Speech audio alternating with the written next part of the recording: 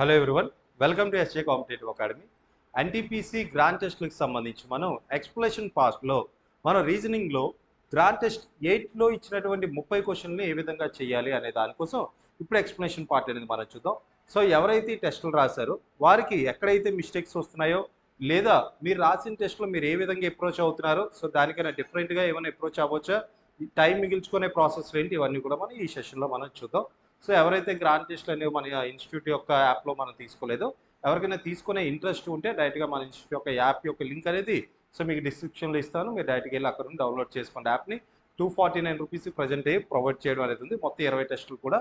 Okay, so ఇప్పుడు మనం ఈ సెషన్ యొక్క ఎక్స్ప్లెనేషన్ పార్ట్ చూద్దాం. ఫస్ట్ క్వశ్చన్ చూద్దాం. From the given answer figures select the one in which the question figure is hidden or embedded. ఓకేనా, so ఇందులో same ఈ సింబల్ అనేది ఈ 4 డయాగ్రామ్లలో ఎక్కడ కరెక్ట్గా ఎంబెడ్ అయ్యి ఉంది అని అడుగుతున్నారు. సో ఇక్కడ చూడండి, ఈ విధంగా ఉండాలండి. సో ఎక్కడ ఉందండి, ఇదిగో ఇక్కడ క్లియర్గా కనబడుతుంది. ఇంక 1 2 3 4 చూడటం ఎందుకు, డైరెక్ట్గా ఇదిగో ఇక్కడ కనిపిస్తుందిగా, ఇదిగో ఇలా వి షేప్ లాగా. సో ఆన్సర్ అవుతుంది ఆప్షన్ డి అనేది మన ఆన్సర్. క్లియర్గా ఆప్షన్ డి మన ఆన్సర్. నెక్స్ట్ వన్, సి క్వశ్చన్లో మనం ఏం చేయాలి, ఇక్కడ డివిజన్ మీన్స్ ప్లస్. ప్రతి షిఫ్ట్లో మనకు ఒక క్వశ్చన్ ఉంటుంది ఇటువంటిది. సో ఏం చేయాలి, డైరెక్ట్గా సబ్స్టిట్యూషన్ చేసి బాడ్మస్ రూల్ ప్రకారం మనం దీన్ని సాల్వ్ చేయాలి. 20 డివైడెడ్ బై ప్లస్లో ఏం రాయాలి, మనం ప్లస్ రాయాలి. తర్వాత 12 ముందుకి ఈ నెంబర్లన్నీ రాసింది. 12 4 8 6 ఇవన్నీ రాసిన తర్వాత సో ఇప్పుడు మనం ఏం రాద్దాం, ఇక్కడ సింబల్స్ చూద్దాం. మల్టిప్లికేషన్ ప్లేస్లో ఏం రాయమంటే మల్టిప్లికేషన్స్ మీన్స్ సబ్ట్రాక్షన్. తర్వాత ఎడిషన్, ఎడిషన్ మీన్స్ ఏమవుతుందండి, సో డివిజన్. తర్వాత ఏముంది మైనస్, మైనస్ మీన్స్ ఏమవుతుంది మల్టిప్లికేషన్. సో ఇప్పుడు దీన్ని సాల్వ్ చేద్దాం. సో ఏ విధంగా చేయాలి చూడండి, ఇక్కడ బాడ్మస్ రూల్ ప్రకారం మనం ముందుగా ఏం చేయాలి, డివిజన్ చేయాలి. ఓకే, ఇది ఇక్కడ ప్లస్ ఉంది. సో ముందుగా 4/8 అంటే 1/2, ఈ 2తో ఈ 6 క్యాన్సిల్ చేస్తే ఎంత 3, అక్కడ 3 వచ్చిందండి. సో 20 + 12 - 3 అంటే 12 - 3 అంటే ఎంత 9, 20 + 9 అంటే ఎంత అండి 29. ఆప్షన్ బి, ఆప్షన్ బి మన ఆన్సర్. సో వీటన్నిటిని మనం బాడ్మస్ రూల్ ప్రకారంగా మాత్రమే మనం చేయాల్సి ఉంటుంది. Okay, next one. సో ఇది కూడా అటువంటి క్వశ్చనే. ఈ వెన్ మీన్స్ మల్టిప్లికేషన్. వెన్ అనే వర్డ్ ఎక్కడైనా ఉంటే అక్కడ నువ్వు ఏం రాయాలి, మల్టిప్లికేషన్ రాయాలంట. అదేవిధంగా యూ మీన్స్ డివిజన్, యూ అనే ప్లేస్ దగ్గర మనం ఏం రాయాలి, డివిజన్ రాయాలి. సో ఈ విధంగా మనం కంప్లీట్ చేద్దాం ఏ విధంగా చేయాలని చెప్పి. సో మొదటగా 8 వెన్, వెన్ అంటే ఏంటండి మల్టిప్లికేషన్. తర్వాత 12, తర్వాత ఏముందండి will, will means addition, plus will means ఏంటండి ప్లస్ 16. తర్వాత యూ మీన్స్ ఏంటండి, you means division, you means division. Next 2, next come, come means ఏంటండి, come means minus, come means ఏంటండి -10. దీన్ని సాల్వ్ చేయండి. దీన్ని సాల్వ్ చేస్తే ఏమవుతుంది, 12 8 * 96, 12 8 * 96, 16/2 అంటే ఎంత అవుతుందండి 8 - 10. సో ఇక్కడ ఎంత అవుతుంది 96 - 10 అంటే 86, 86 + 8 అంటే ఎంత అవుతుందండి 94. సో ఎక్కడ ఉందండి answer, option A. So option A correct one. So option A అనేది మన ఆన్సర్ అవుతుంది. Next one, next question. Next one చూడండి.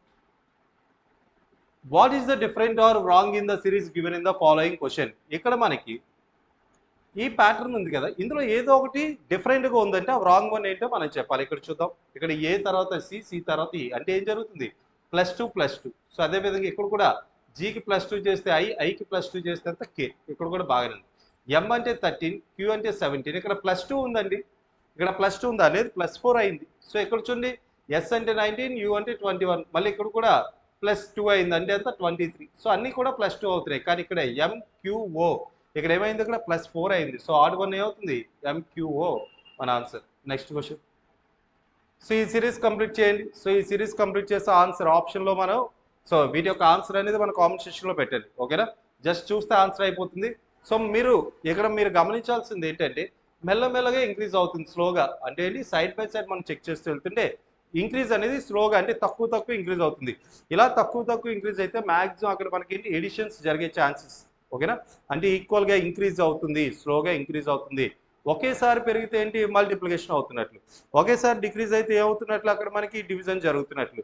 ఓకేనా, సో ఇక్కడ చూడండి స్లోగా అంటే మన ఏంటి గ్యాప్ చెక్ చేసుకుంటూ చేయండి. నా కామెంట్ సెక్షన్లో దీని ఆన్సర్ పెట్టండి. ఆ క్వశ్చన్ అండి ఈ క్వశ్చన్, ఈ రెండు కూడా. ఓకేనా, ఈ క్వశ్చన్ కూడా మనకు డైరెక్ట్గా క్వశ్చన్కి ఆన్సర్ కనిపిస్తుంది, అందుకే ఈ రెండు కూడా మీరు ఆన్సర్ ఆప్షన్స్ అనేవి సో ఈ ఆన్సర్లోనే కామెంట్ సెక్షన్లో పెట్టండి. నెక్స్ట్ వన్కి వెళ్దాం మనం. సో ఓకే, నెక్స్ట్ క్వశ్చన్ చూడండి. Some doctors are nurses. కొంతమంది డాక్టర్లు ఏమవుతారంట nurses. Some doctors are nurses. Next ఏముందండి, all the nurses are patients. Nurses అందరూ ఏమవుతారంట patients. All nurses are patients. So ఇప్పుడు చూద్దాం, ఆల్ డాక్టర్స్ ఆర్ పేషెంట్స్ అంటున్నారు, కరెక్టేనా? All doctors are patients. మా డాక్టర్స్ అందరూ పేషెంట్లు కాదు, సమ్ డాక్టర్స్ మాత్రమే పేషెంట్స్ అవుతారు. సో ఇది wrong. Some patients are doctors, some patients are doctors correct. ఇప్పుడే చెప్పుకున్నాం మనం, ఆల్ అవ్వదు కానీ సమ్ అవుతుంది. ఇదిగో సమ్ కనెక్షన్ ఉంది కదా, ఇదిగో ఇదిగో వీళ్ళు డాక్టర్స్ వీళ్ళు పేషెంట్స్, ఈ మధ్యలో కనెక్ట్ అయ్యి ఉంది. సో ఇది ఏమవుతుంది, సమ్ డాక్టర్స్ ఆర్ పేషెంట్స్ అనేది కరెక్ట్ అవుతుంది, లేదా సమ్ పేషెంట్స్ ఆర్ డాక్టర్స్ అనేది కరెక్ట్ అవుతుంది. సో ఏ కంక్లూజన్ మనకు కరెక్ట్ అయింది ఇక్కడ? ఓన్లీ కంక్లూజన్ 2 మాత్రమే కరెక్ట్ అవుతుంది. Okay, next one. Next seating arrangement చూడండి, మీకు ముందుగా చెప్పా సీటింగ్ అరేంజ్మెంట్ని మోస్ట్లీ మీరు ఇంగ్లీష్లో చేయడానికి ట్రై చేయండి. తెలుగు అనేది అంటే తెలుగునే కాదు, ఎనీ రీజనల్ లాంగ్వేజ్లో తప్పులు పడే ఛాన్సెస్ ఉంటాయి. ఎందుకంటే చిన్న కనెక్షన్ చాలు మనకు ఆన్సర్ పోవడానికి ఇది. ఓకేనా? సో ఇక్కడ చూద్దాం ఏమని చెప్తున్నారు ఈ క్వశ్చన్లో. మొత్తం ఎంతమంది ఉన్నారు ఏంటి? Read the information. ABCDEFG are sitting in a queue towards the north. ABCD అనే ఒక శ్రేణి, FG అంటే 7 ఉన్నారు ఇలా నార్త్ వైపు చూస్తూ. అంటే ఏంటి, ఇగో ఇలా చూస్తూ అందరూ కూడా ఇలా కూర్చున్నారంట. మొత్తం ఎంత 7. Okay, C is the. So first ఏమన్నాడు, F is sitting at the immediate right of E. F అనే వాళ్ళు ఈకి ఇమీడియట్ రైట్లో ఉండాలంట. F is immediate right of E అంటే వీళ్ళిద్దరూ పక్క పక్కనే ఉంటారు. C is the neighbour of B and D. C అనే వాళ్ళు ఎవరికి నైబర్ అండి? బికి డికి నైబర్ అంట. సో ఇక్కడ చూద్దాం, C is the neighbour of B and D అంటే ఇలా రావచ్చు, లేదా సి ఇక్కడ ఉండి ఇక్కడ డి ఇక్కడ బి ఇలా కూడా రావచ్చు. ఈ 2 కేసెస్లో మనకి ఏదైనా రావచ్చు.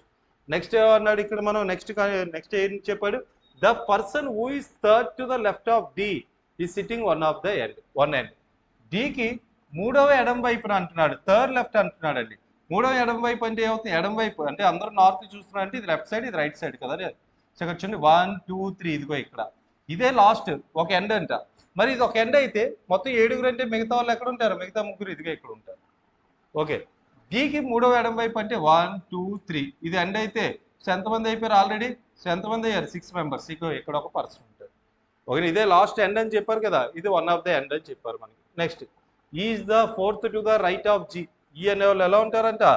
జీకి 4th రైట్లో ఉండాలంట. ఈ ఇక్కడ చూద్దాం, జీకి 4th రైట్. ఇక్కడ చూడండి, is the 4th to the right of G. జీకి 4th టు ద రైట్ అంటే ఏంటి? 4వ కుడి వైపున ఎవరు ఉండాలండి? ఇక్కడ ఈ ఉండాలి, జీ. ఇక్కడ జీ పెట్టామనుకో 4వ కుడి వైపు అంటే ఇవన్నీ అడ్డు వస్తున్నాయి. ఇగో ఇక్కడ జీ పెడితే 4వ కుడి వైపు అంటే ఏమవుతుంది? ఈ. నెక్స్ట్ ఇక్కడ చూసుకుంటే ఇగో జీ ఇక్కడ ఉంటే ఈ అంటే 1 2 3 4 ఇదిగో ఇక్కడ ఈ రావచ్చు. సో నెక్స్ట్ ఏదో మనకి చెప్పారు, ఈకి వెంటనే కుడి పక్కన ఎవరు ఉండాలి? ఎఫ్ ఉండాలన్నారు. మరి ఈకి పక్కన ఎవరు ప్లేసే లేదు మనకి ఇక్కడ. సో ఇది తప్పు అవుతుంది, అది ఒకటే మనకి కండిషన్. సో ఇంకెవరు ఉండే పేరు? ఏ చివరిని రాస్తాం. ఓకేనా? సో క్వశ్చన్ ఏంటి ఇక్కడ మనకి, A is in which place? A ఎక్కడ ఉన్నారు? ఎక్కడండి? ఎక్స్ట్రీమ్ రైట్ హ్యాండ్లో ఉన్నాడు. రైట్ హ్యాండ్ ఇది కుడివైపు, నీ కుడివైపు ఉన్నది రైట్ హ్యాండ్ అవుతుంది, ఎడం వైపు ఉన్నది ఏమవుతుంది? లెఫ్ట్ హ్యాండ్ అనేది అవుతుంది మనకి. ఓకే, ఒక నిమిషం.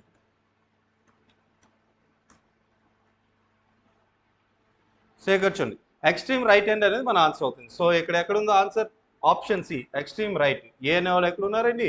ఎక్స్ట్రీమ్ రైట్లో ఉన్నారు. సో ఇది మన ఆన్సర్. సో నెక్స్ట్ క్వశ్చన్కి వెళ్దాం.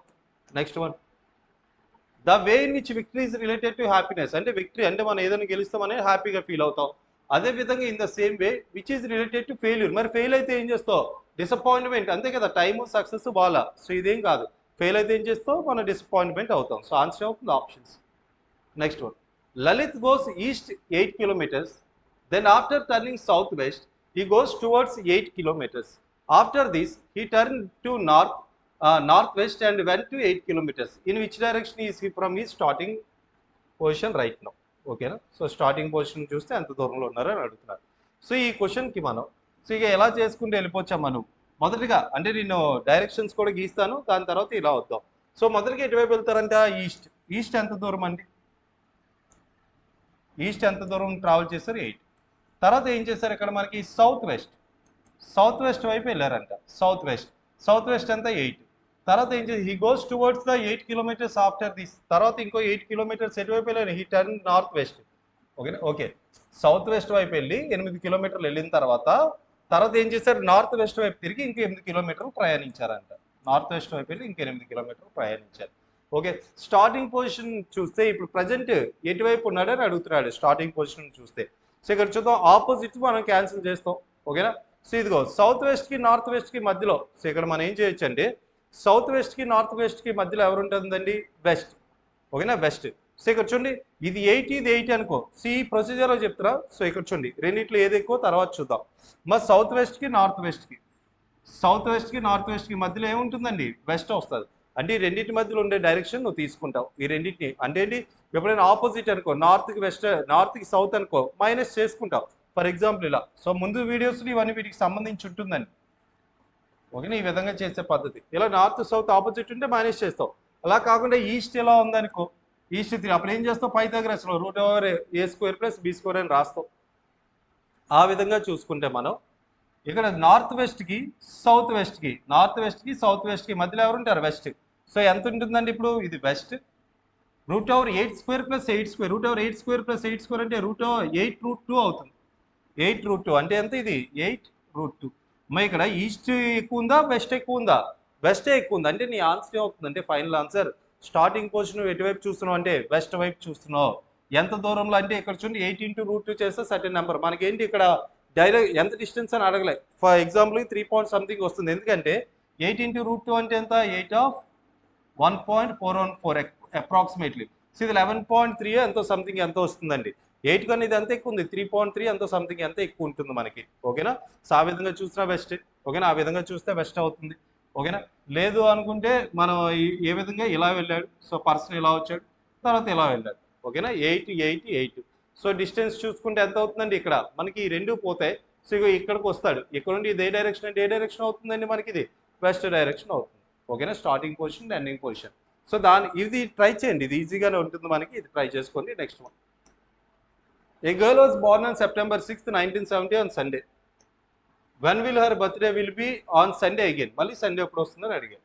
సో ఇక్కడ ఏం అడుగుతున్నారు? మళ్ళీ సండే ఎప్పుడు వస్తుంది. ఓకే, సేమ్ క్యాలెండర్ ఇయర్ అడుగుతున్నారండి. 70 లాంటి సేమ్ క్యాలెండర్ ఇయర్ ఎప్పుడు వస్తుంది? ఆఫ్టర్ ఇంకొక 11 years తర్వాత వస్తుంది. అంతేనా?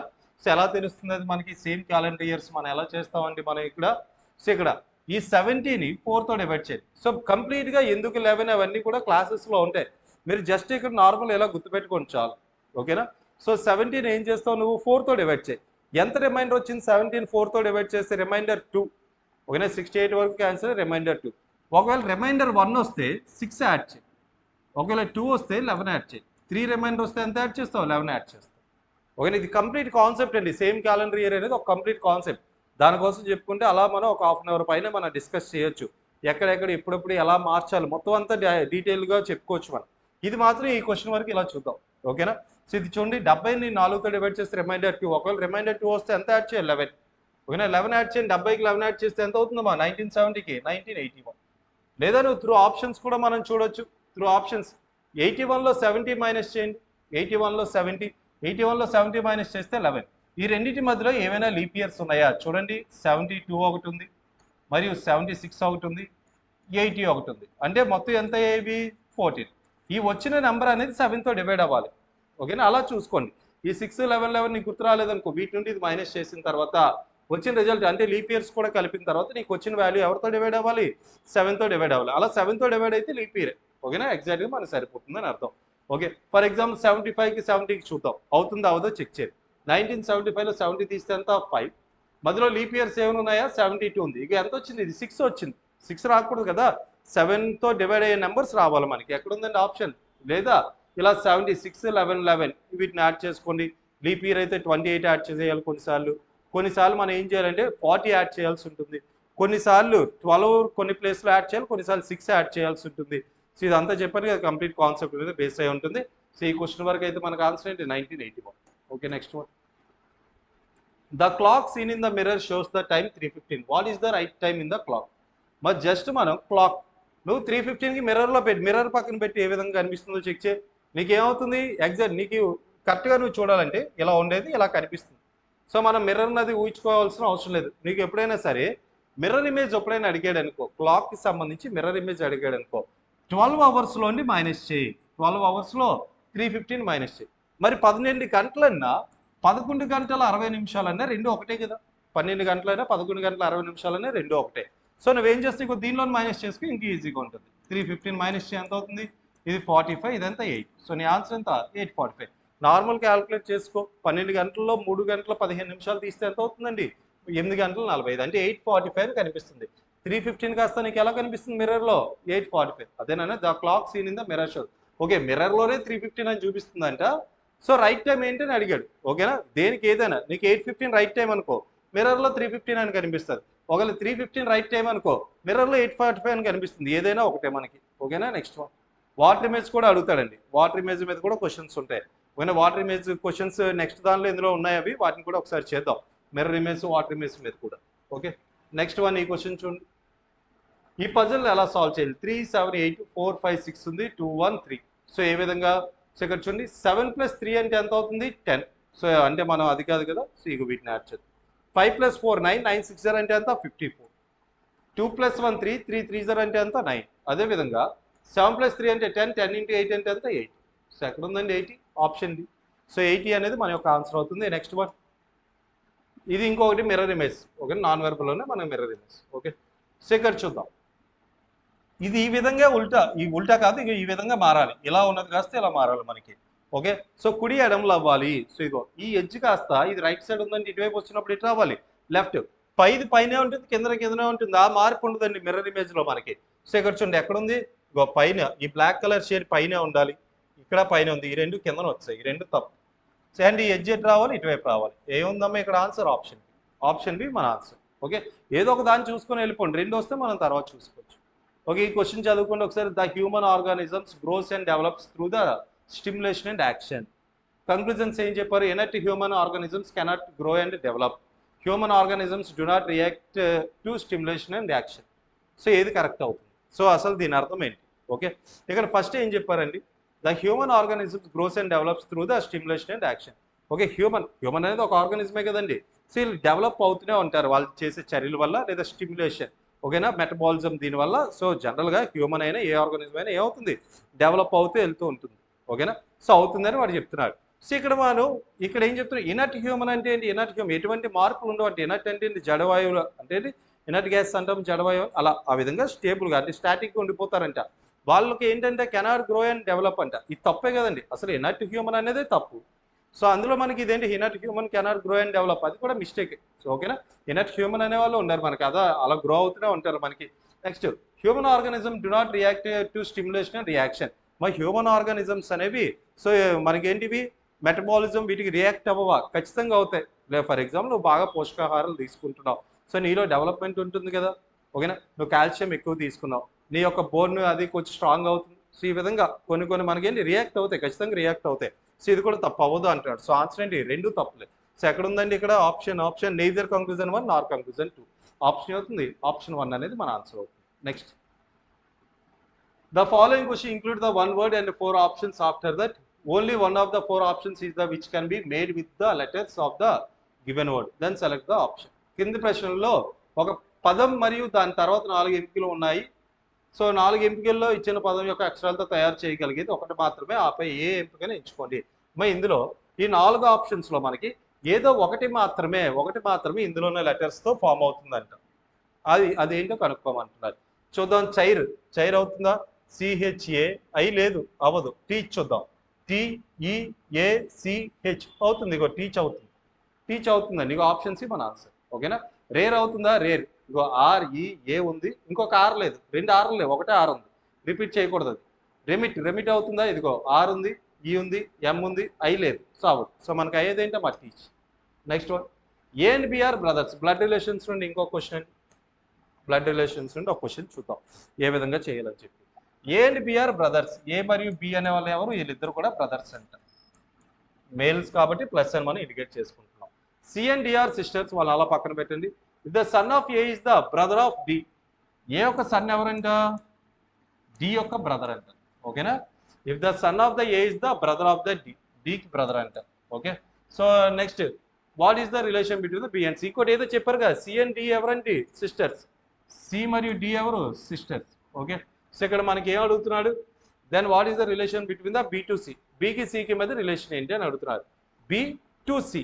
ఓకేనా, అంటే సికి బి ఏమవుతారు అని అడుగుతున్నాడు. సికి బి అవుతారు. సికి బి ఏమవుతారండి ఇక్కడ?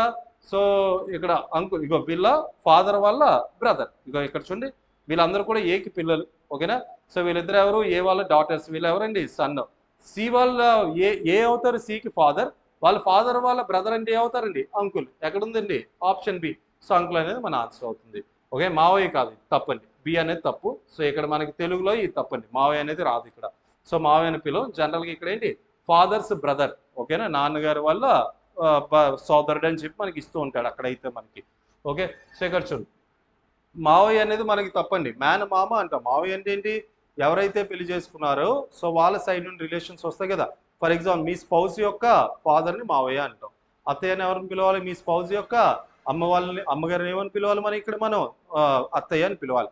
మేనమామ మేనత్ అనేవి ఏంటి మనకి ఈ రిలేషన్స్ అంటే ఏంటి, ఈ బ్లడ్ రిలేషన్స్. నార్మల్గా మేనమామను ఎవరిని పిలుస్తాం, మీ అమ్మగారి వల్ల బ్రదర్ని మేనమామ అని పిలుస్తాం. ఓకేనా, మేనత్ అని ఏమని పిలుస్తాం, మీ నాన్నగారి వల్ల సిస్టర్ని మనం ఏమని పిలుస్తాం, మేనత్ అని పిలుస్తాం. ఆ విధంగా. సో ఇక్కడ ఆన్సర్ ఏమవుతుందండి మనకి, సో ఏ అనేవాళ్ళు ఇగో బి అనేవాళ్ళు సికి ఏమవుతారంటే ఎవరు అవుతారు, అంకుల్ అవుతారు. అంకుల్ అనేది కరెక్ట్ వాళ్ళు. ఓకేనా, సో పెదనాన్న చిన్నాన్న జనరల్గా చెప్పాలంటే. In the 5 boys Vineet is taller than Manik. అంటే వినీత్ అనేవాళ్ళు ఎవరికైనా టాలర్ అంట మానిక్. సో ఇక్కడ విఎం అవే రాద్దాం. Okay, Vineet is taller than Manik but not as long as Ravi. కానీ రవి అంత అయితే కాదంట, రవి కన్నా కాదంట. ఓకేనా, వి అనేవాళ్ళు ఎం కన్నా మనకేంటో టాలరే, కానీ రవి అంత అయితే కాదు అంటారు. అంటే రవి కన్నా షార్టే అని అర్థం ఇక్కడ. Jacob is taller than Dilip. ఓకేనా, జాకబ్ అనే ఎవరికైనా టాలర్ అంటే దిలీప్ కన్నా, but smaller than Manik. Jacob అనేవాడు దిలీప్ కన్నా హైటే, కానీ వీడికన్నా షార్ట్ అంటే ఇక్కడ జేడి అయిపోయింది arrangement. Who is the tallest, who is the tallest అంటే ఎవరు, ఆర్ అంటే ఎవరమ్మా ఇక్కడ మనకి, ఆర్ అంటే రవి. సో ఆన్సర్ అవుతుంది option A. So option A మన ఆన్సర్. నెక్స్ట్ సే క్వశ్చన్ చూద్దాం. సో ఇక్కడ జస్ట్ ఇక్కడ నెక్స్ట్ ఏం వస్తుందో అడిగాడు. Next picture in the series of shapes. ఇక్కడ 6th పొజిషన్లో ఏమొస్తుందండి. ఇక్కడ జాగ్రత్తగా గమనిస్తే ఇదే కదా ఇక్కడ రిపీట్ అయింది. సో ఇక్కడ చూడండి ఇదే ఇక్కడ రిపీట్ అంటే 4 సార్లు వచ్చిన తర్వాత మళ్ళీ ఇది వచ్చింది. అంటే నెక్స్ట్ ఏం రావాలి, ఇదిగో ఇది రావాలి మనకి. సో అంటే ఇగో మల్టిప్లికేషన్ ఇలా యారో 0 ఈక్వల్ ఎక్కడ ఉంది ఆప్షన్. 1 1 1 చెక్ చేయదు. ఇగో ఈ 4 మళ్ళీ రిపిటేషన్ అంతే ఈ క్వశ్చన్. ఓకేనా, నెక్స్ట్ వన్ వెన్ డయాగ్రామ్స్ చూడండి. కారు, ట్రైన్, ఆటోమొబైల్స్ వీటి మధ్య రిలేషన్తో సంబంధించినటువంటి వెన్ డయాగ్రామ్ ఏంటి అని అడుగుతున్నారు. మా కార్ అనేది ఆటోమొబైల్ అండి, కార్ అనేది ఖచ్చితంగా ఆటోమొబైల్. సో ఆటోమొబైల్స్ అంటే ఏంటి, లైక్ 4 వీలర్స్, ఈ 2 వీలర్స్ అంటే ఏంటి, మన రోడ్డు మీద ట్రావెల్ చేసే వాటన్నిటిని. లేదనుకుంటే మనం వీటిని ఇంకేం చెప్పొచ్చు అంటే మన ప్యాసింజర్ అంటే ఏంటి, మనం ఎక్కడికైనా వెళ్ళడానికి ఉపయోగపడేవి.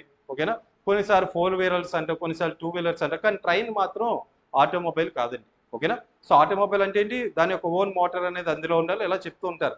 ఓకేనా, సో ఆటోమొబైల్ ఇక్కడ ఏంటి, కార్ అనేది ఆటోమొబైల్, కానీ ట్రైన్ అనేది మాత్రం ఏంటండి ఆటోమొబైల్ కాదు. సో ఆటోమొబైల్స్ లోపల ఇదిగా ఇక్కడ ఉంది, ఇవన్నీ ఆటోమొబైల్స్ అయితే ఇవేమవుతాయండి ట్రైన్, ఇదేమవుతుంది కార్స్, ఈ పక్కన ఉన్నది ఏంటి ట్రైన్. సో ఆప్షన్ సి అనేది మన answer. Next if there is a relation in the relation of the bird with wind. ఓకేనా, బర్డ్కి విండ్కి ఏంటమ్మా రిలేషన్, అది గాల్లోనే కదా ఎగురుతుంది బర్డ్. ఓకే, అదే విధంగా then what is the relation of water with one of the options. Water దేనికి relation అంటే ఫిష్. ఓకేనా, సో గాల్లో ఎగిరేది ఏంటి, ప్రయాణించేది ఏంటి బర్డ్ అయితే, మరి వాటర్ నీటిలో ప్రయాణించేది ఎవరండి ఫిష్. సో ఆన్సర్ ఏంటి option. Next Rohan's ranked 7th from the top and 26th from the bottom in the class. How many students are there in the class. ఇక్కడ మనం ర్యాంకింగ్ నుండి మనం చూసుకుంటే ఇక్కడ టాప్ నుండి అయినా బాటమ్ నుండి అయినా రోహన్ కోసమైనా మాట్లాడుతున్నారు. టాప్ నుండి చూస్తే 7th అంట. నెక్స్ట్ ఏం చెప్తున్నారు మనకి, బాటమ్ నుండి చూస్తే ఎన్నో ర్యాంక్ అంటున్నారు ఇక్కడ 26th. మా పై నుండి వచ్చినప్పుడు రోహన్నే కౌంట్ చేస్తాను, కింద నుండి వచ్చినప్పుడు రోహన్నే కౌంట్ చేస్తున్నా. అంటే 2 సార్లు కౌంట్ చేయడానికి అవుతుందా, అవ్వదు కదా. సో అప్పుడు ఏం చేయాలి మనం, ఒకసారి కౌంట్ చేయాలి, 2 times కౌంట్ చేసే. ఇది చూద్దాం, 26 + 7 అంటే ఇదిగో ఇందులోని 1 తీసుకుని ఇందులో కూడా రోహన్ తీసుకున్నాం, అందుకే -1 చేయండి సరిపోతుంది. 26 + 6 అంటే ఎంత అవుతుంది అప్పుడు 32.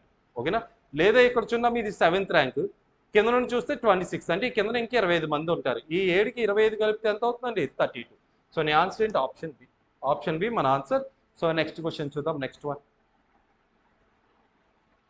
Next statements and conclusions. ఇంకొకటి మనకి సిలాజిజమ్స్ నుండి.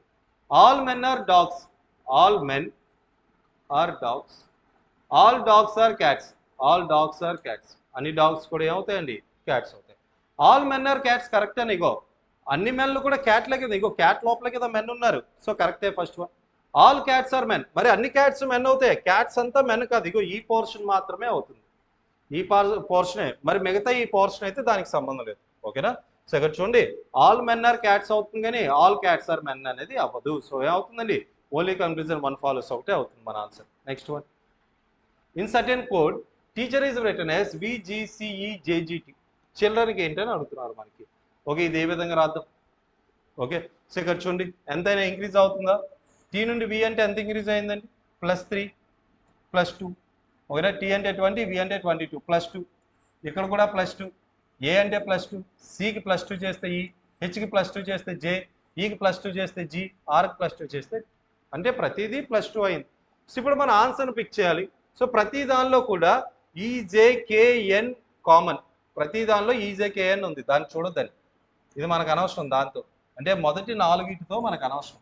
తర్వాత డీకి +2 చేస్తే ఏంటి? ఎఫ్, తర్వాత ఎఫ్ రావాలండి.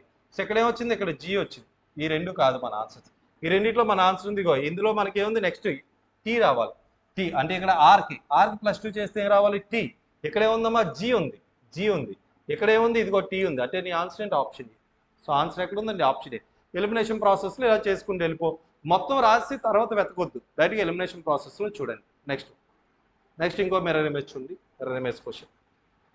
బటర్కి మిర్రర్ ఇమేజ్ ఏంటి? ఇగో దీన్ని ఇలా వచ్చింది. మరి రైట్ లెఫ్ట్ అవుతుంది, లెఫ్ట్ రైట్ అవుతుంది. ఈ చివరిన ఆర్ రావాలి. ఆర్ మిర్రర్ ఇమేజ్లో ఎలా తిరిగింది అనుకో, ఇక ఈ విధంగా కదా ఉంటుంది మనకి. సో ఎక్కడుంది అది? ఇక ఇందులో లేదు. సో ఇందులో ఉంది, ఇందులో ఉంది, అందులో ఉంది. ఓకే, ఇప్పుడు ఈ చూస్తే ఇగో ఈ విధంగా ఉండాలి. ఇదిగో ఈలాగా ఉండదు, ఇది తిరగాలి. సో ఇది కూడా ఓకే. టీటీ మనకి ఇలా రివర్స్ అయినప్పుడు, ఇలా వచ్చినప్పుడు కూడా టీ ఇలాగే వస్తాయి, ఎటువంటి మార్పు ఉండదు. తర్వాత బియుటిటిఈ కదా రావాలి ఇక్కడ.